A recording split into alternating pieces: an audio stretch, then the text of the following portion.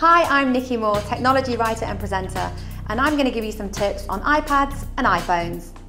If you no longer want to be part of Twitter or you're just bored of your account, you can delete it in a very quick and easy way.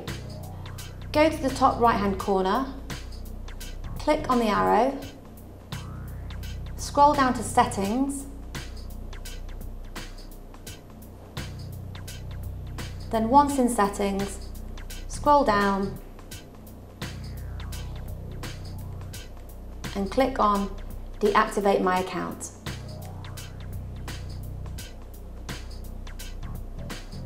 Is this goodbye? If it is, click on OK, deactivate Sam at VideoJug. Enter your password,